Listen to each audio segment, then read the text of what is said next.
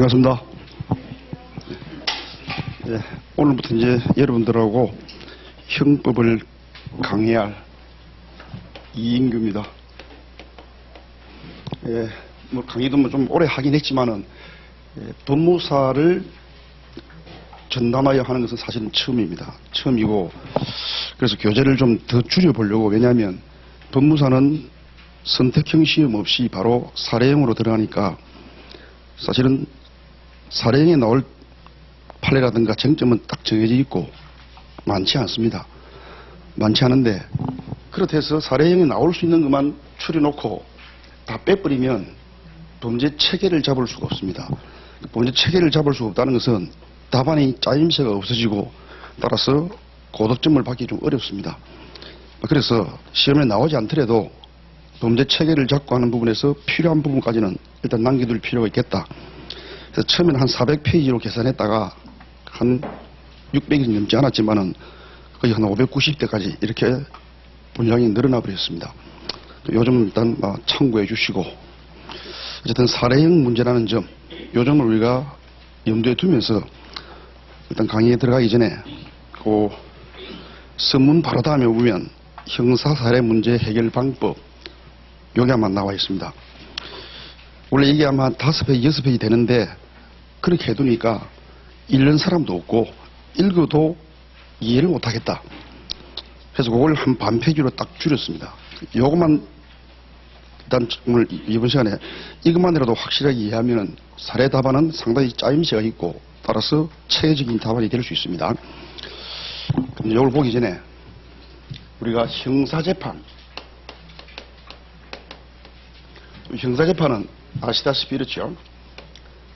추상적인 법, 요걸 이제 대전제로 합니다. 대전제.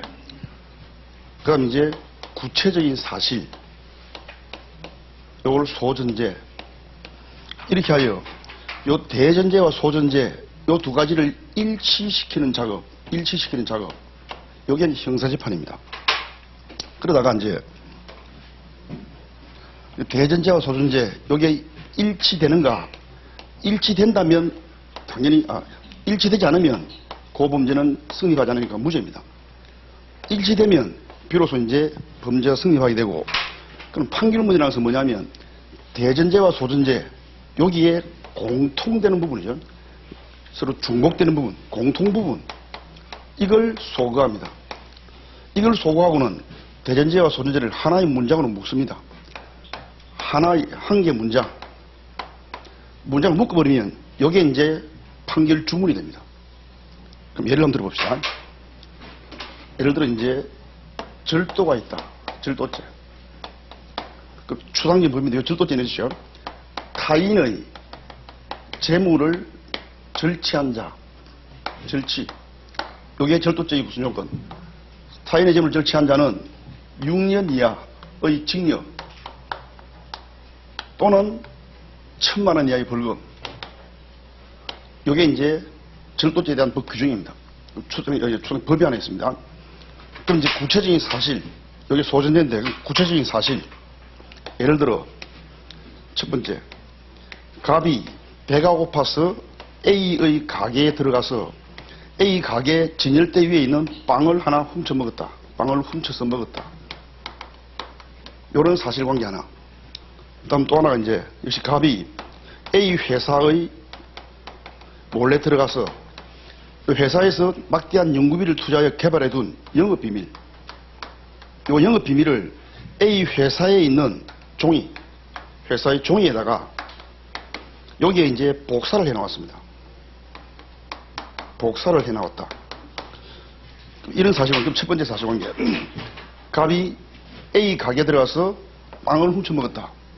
이런 사실관계 있으면 이와 같이 이제 대전제와 소전제, 이걸 일치시키죠.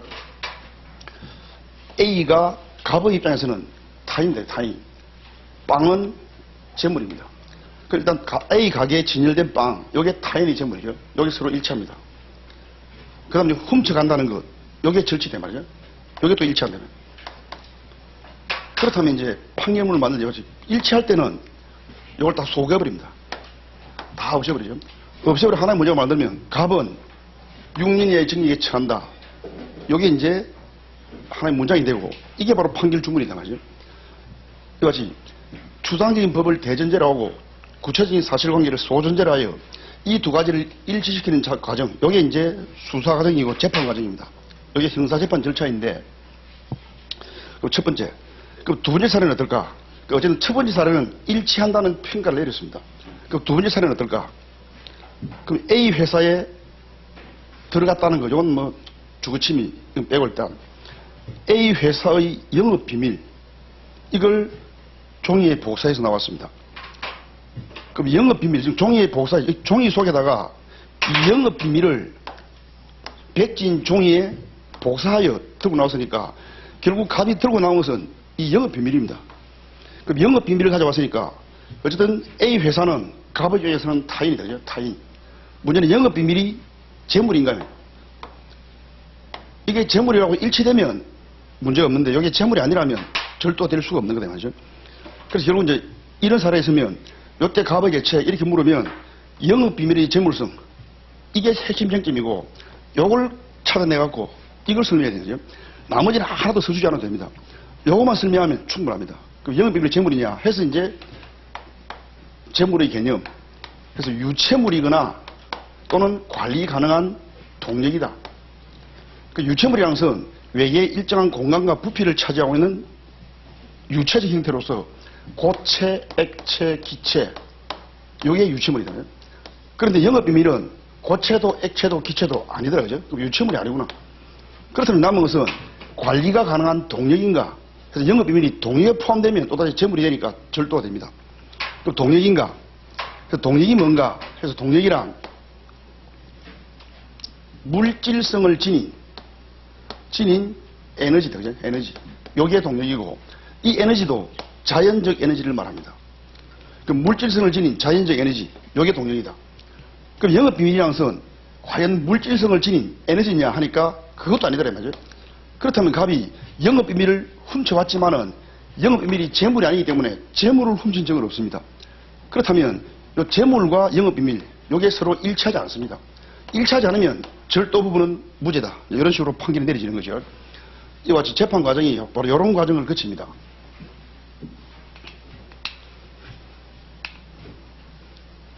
그러면 형사 사례는 뭐냐면 형사 사례. 요 형사 사례는 요 형사 재판 과정의 축소판입니다.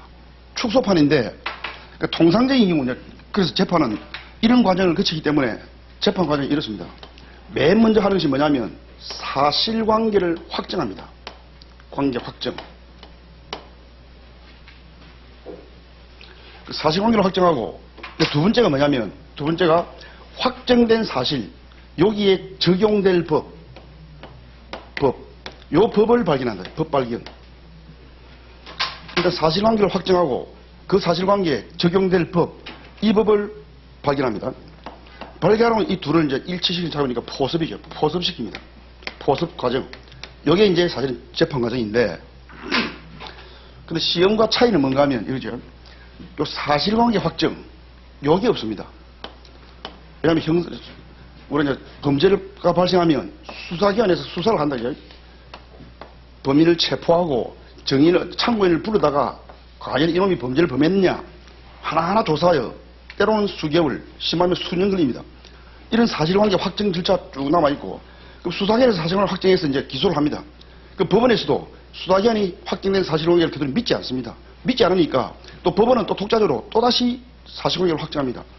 그러면서 정인을 불러가고 계속 신문을 안 되면 대질 신문하고 등등. 근데 시험에서는 그게 있을 수가 없으니까 이게 빠져버리거든요. 이게 빠져버리고 시험에서는 사례 문제죠. 문제를 통하여 이미 확정된 사실관계를 제시한단 말이에요. 그 사실관계를 이미 제시해줘버립니다. 그 제시해줘버리니까 따라 사실관계 확정, 이게 빠지죠. 이게 빠져버리고 제시된 사실관계, 여기에 적용될 법, 요것만 발견하면 됩니다. 요것만 발견하면 되기 때문에 따라서 사실 형사 사례는 형사재판의 축소판인데 장차 형사실무에 종사하게 될 법관이든 변호사든 아니면 법원 공무원이든 관계없이 거기에 종사하게 될 그런 사람들에게 미리 형사재판에 관여하여 과연 이 친구가 실무를 수행할 능력이 있느냐, 이걸 확인하기 위한 그 시험이 바로 사례 문제입니다. 그래서 사실은 이 논술형보다는 사례 문제가 사실은 정확하게 테스트가 될 수 있는 것이니까, 최근에는 논술형 거의 나오지 않고 대부분 사례 문제로 문제가 출제되기 때문에 사실은 바람직한 출제 방향이 맞습니다. 이런 과정을 거치는데요. 그리고 방금 봤던 것처럼 이제 사실관계 확정 절차는 없고 오로지 주어진 문제에서 주어진 사실관계, 이걸 이제 적용될 법을 발견하는 거죠. 근데 이 사실관계를 문제에서 주어지긴 하지만 사실관계가 복잡한 경우가 있습니다. 복잡할 때는 반드시 사실관계를 분류해야 됩니다. 그래서 이제 거기 보면 형사사례 문제 해결해서 1번. 그리고 우리가 통상 이제 이런 얘기 하죠. 중고등학교 다니면서 우리가 국영수가 아주 중요하다. 기본 3과목입니다. 근데 이걸 굳이 법에 대입하면 국어에 해당할 것이 바로 민법입니다. 영어에 해당할 것이 죄송합니다. 국어에 해당할 것이 헌법입니다. 헌법. 영어에 해당할 것이 바로 민법. 그러니까 형법은 수학입니다. 형법. 수학이기 때문에 우리가 수학 공식을 암기해 두지 않으면 수학 문제를 못 풉니다. 마찬가지로 형법도 기본적인 공식만 암기하고 있어야 되고, 이 공식은 그냥 공식이기 때문에 왜 그러냐 묻지 마시고, 이건 공식이구나, 그냥 외워두면 됩니다. 외워야만 형사사례 문제 해결이 깔끔해집니다. 그리고 그게 이제 첫 번째 4가지 공식을 제시했습니다. 이 공식은 반드시 사례 문제에서는 따라야 됩니다. 첫째 공식이 사실관계를 분류하라. 방금 봤죠? 사실관계 복잡하면 이 사실관계를 분류합니다. 사실관계를 분류하라.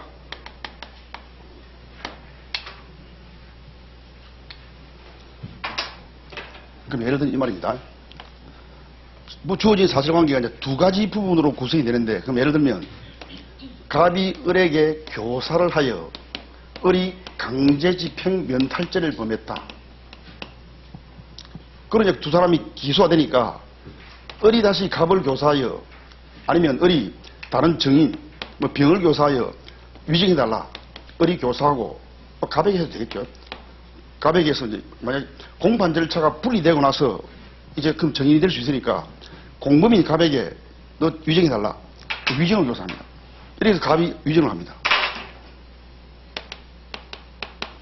이런 사실관계가 제시되면 공식을 모르는 분들은 답안을 어떻게 구성하느냐, 이렇게 구성합니다. 1번 갑의 죄책, 2번 을의 죄책, 이렇게 구성한 다음 1번 갑의 딱 쓰니까 갑은 공범이죠. 교사입니다.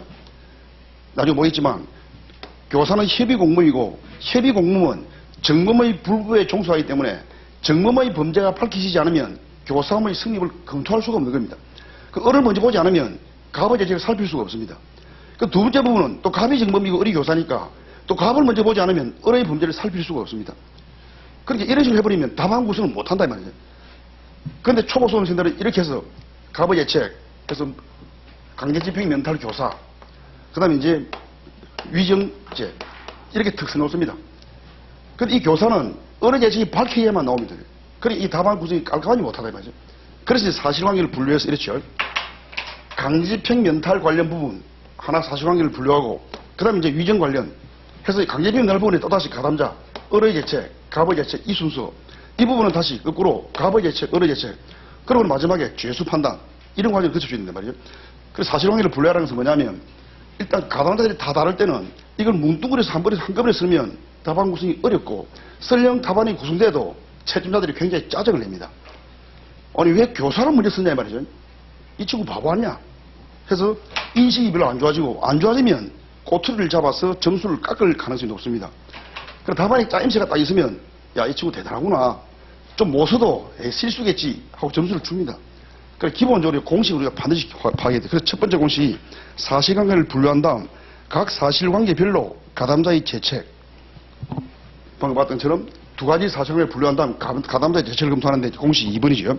이럴 때는 각 사실관계마다 누가 정범이냐 누가 공범이냐 여기 필요하다면 정범 공범을 구별한 뒤에 정범의 가벌성을 먼저 심사하죠. 왜냐하면 정범 개념의 우위성, 공범의 종속성, 여기 오늘날 형법이 기본 사고입니다. 반드시 정범을 먼저 검토한 다음 교사자는 항상 정범의 불법의 종소에서만 성립하고 정범의 불법을 초과할 수는 없습니다. 그래서 예를 들면 말이죠. 갑이 살인을 하라. 을이 살인 미수에 그쳤습니다. 그럼 정범이 을이 미수인데 갑은 살인 기수를 교사했으니까 그럼 갑은 살인 기수냐? 그가 아니라 정범이 미수기 때문에 갑도 이 종소하여 갑도 살인 미수까지만 교사의 제시를 지는 겁니다. 그래서 항상 정범의 불법을 먼저 검토해야만 비로소 교사자의 불법을 검토할 수 있는 겁니다. 그래서 공식이지요. 정범 공범을 구별한 뒤에 정범의 가벌성을 먼저 심사한 뒤에다가 이제 공범의 가벌성 이걸 심사합니다.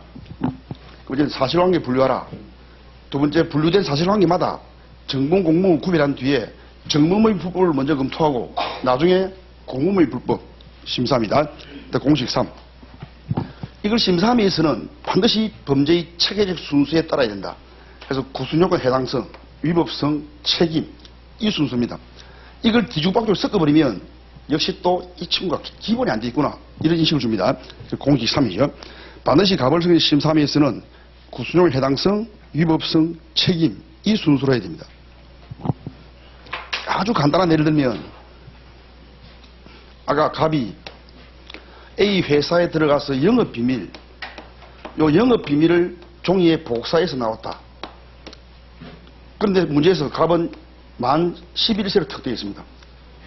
그럼 다른 거 다 안 보고 11살짜리네. 책임이 없네. 무죄. 그 책임적으로 무죄. 이렇게만 더 쓰고 만다 말이죠. 점수 나오겠습니까? 빵점입니다. 이걸 검토할 필요 없이 벌써 영업비밀이 재물이 아니니까 애초에 절도죄, 구순욕을 해당해서 이게 없어집니다. 이렇게 무죄를 해야지 이거 다 빼버리고 어쨌든 11세는 책임 무능력자 책임 없다. 이렇게 써버리면 빵점이다. 빵점이죠. 그러니까 항상 체계적 순수에 따라 가벌성을 심사해야만 비로소 짜임새 낸 답안이고 배점이 있습니다. 그리고 공식 3이죠. 어쨌든 가벌성을 심사하면서 항상 이 범죄 체계적 순수에 따라야 된다는 것. 그 다음에 공식 4. 기수일 때는 항상 쉬운 것부터입니다. 그 범죄 성립에는 객관적인 요소도 있고 주관적인 요소가 있습니다. 그래서 주관 요소는 바로 고의라든가 과실이라든가 목적범의 목적, 재산범죄, 불법, 영덕의사 이런 것들인데 이건 행위 당시 행위의 내심에만 존재하는 것이고 설령 갑의 범죄 범할 때 을이라는 놈이 보았습니다. 보았을지라도 내심에 존재하는 고의가 눈에 보이냐? 안 보입니다. 그러니 이거는 판단이 굉장히 어렵습니다. 어려우니까 항상 기본이 뭐냐면 쉬운 것부터 객관적에서 쉬우니까 이거부터 먼저 심사합니다. 그 중에서 이거 쉬운 게 없어져 버리면 이거 검토할 필요도 없이 그냥 무죄입니다. 이게 다 충족되면 이제 좀 어려운 이런 요소 이걸 심사하는 거죠. 항상 기수는 객관적 요소 먼저 주관 요소 뒤에 이렇게 가벌성을 심사합니다. 근데 이것은 이제 기수일 때고 미수는 거꾸로입니다. 그래서 공식 4. 충족 여부는 객관적 요소 충족이 됐느냐 먼저 확인한 뒤에 그 다음에 주관 요소 충족 여부 이걸 심사합니다. 단 미수는 거꾸로 우리가 이제 나중에 공부하겠지만 이러시죠. 항상 미수는 맨 먼저 주관적 요소 고의를 먼저 확인합니다.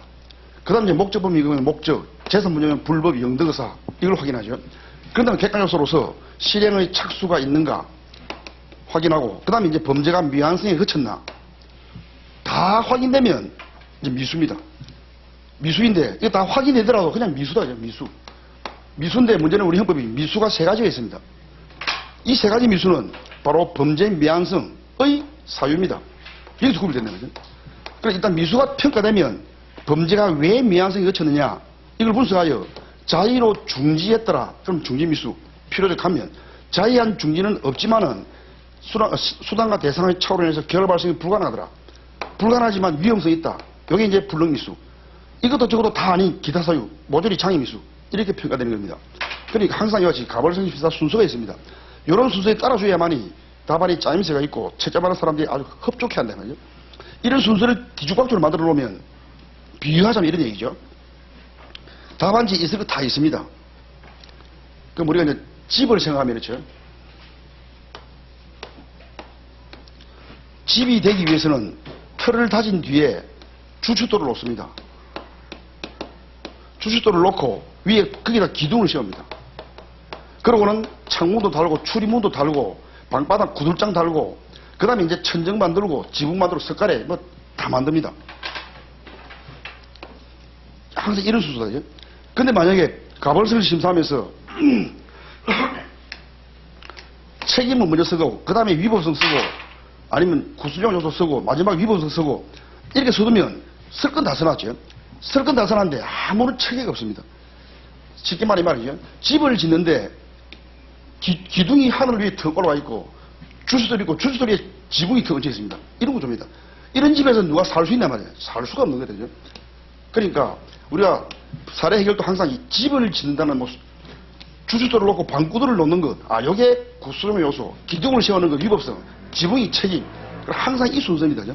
이런 순서에 따라 가벌성을 심사해 줘야 비로소 이제 짜임새가 있으시고 시험 문제 채점하는 분들 딱 보면 이 친구 기본이 되어 있구나 해서 아주 흡족하게 채점을 합니다.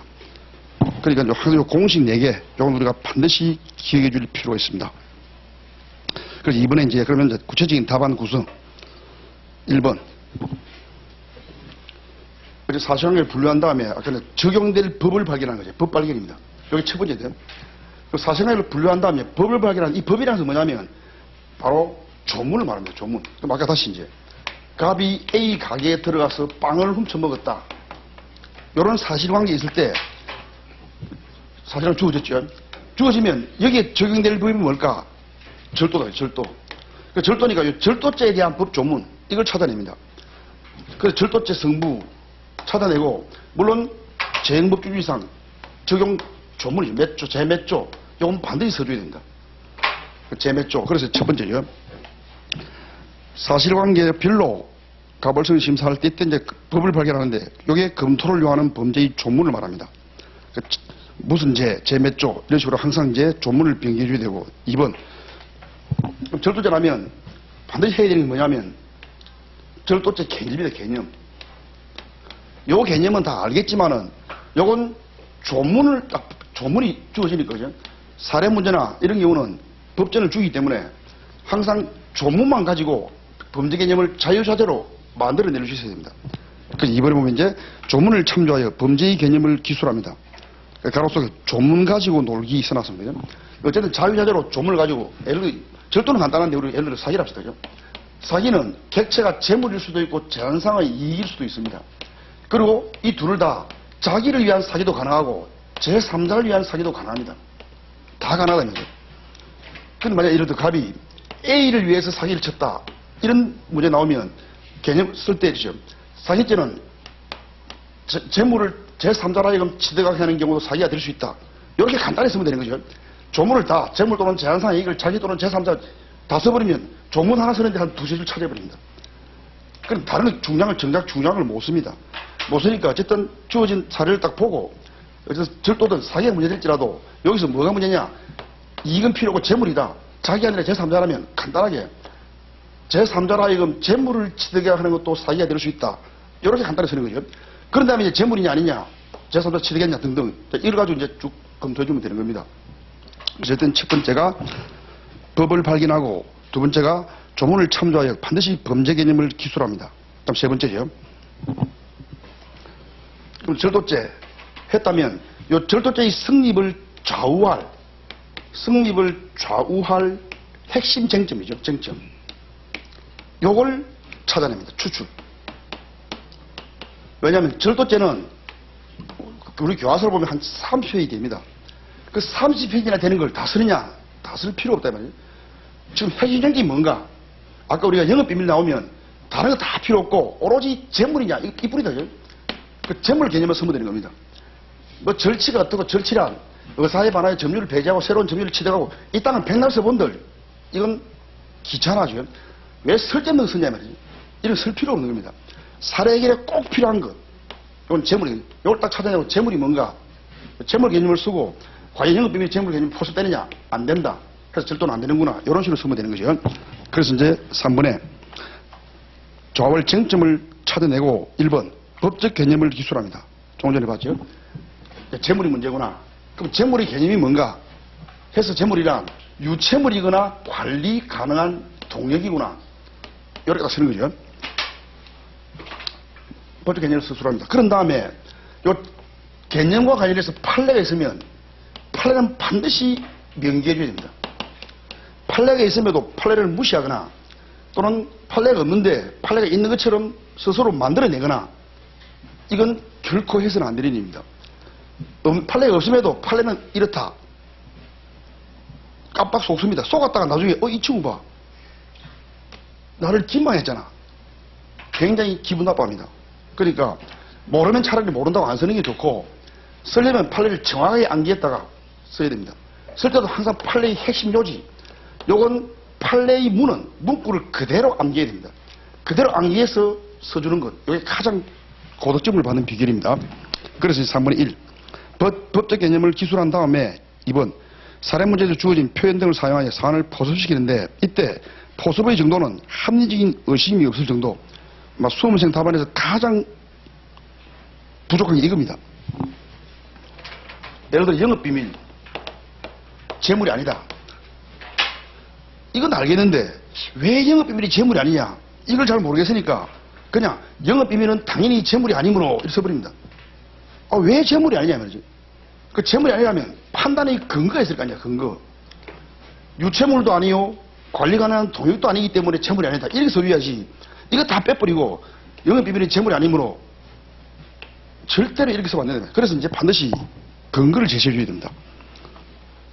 그래서 포섭의 정도는 합리적인 의심이 없을 정도로 누가 보더라도 합리적이다. 이렇게 의심이 없어야 되니까 반드시 이렇게 이제 설명해 주시고 그 다음에 이제 판단할 때도 마찬가지죠. 예를 들어서 위법성이 조각된다라든가 이렇게 판단하면 또는 정당방해에 해당한다라든가 이렇게 판단하면 왜 해당하는지 이걸 다 써줘야 되는데 아무것도 없이 그냥 위법성이 조각되므로 왜가 없습니다. 왜가 없으면 이건 답안이 아닙니다. 그냥 자기가 그냥 자기 의견을 제시한 것 뿐입니다. 반드시 판단을 내렸을 때는 그 판단의 근거를 제시해주는 버릇, 요걸 들어야 됩니다. 그럼 그 다음에 이제 견해 대립이 있다면 가능하면 판례 입장에 따라서 결론을 내리는 게 좋습니다. 물론 최근에는 시험에 나올 때도 가능하면 판례의 입장에 충실하게 답안을 작성하라 이런 식으로 많이 나오고 있지만은 그런 말이 없더라도 판례 입장에 따라서 결론을 내려주는 것, 이게 가장 바람직한 수험생의 수험 답안 작성 방법입니다. 그럼 4번에 각 사실마다 필요한 소개를 주죠. 소개를 마지막에다가 이제 사안의 해결이라는 항목을 달고 거기다가 이제 이거 쭉 했던 마지막 재수 판단을 한번 종합해 줍니다. 이렇게 해야만 이제 짜임새 있는 답안이 되는 거죠. 그래서 어쨌든 사례 문제가 주어지면 요 기본적인 답안 작성 공식, 그다음 구성 방법, 요즘 항상 우리가 염두에 두시면서 답안을 작성해 주는 버릇, 요걸 들어주면 좋겠습니다.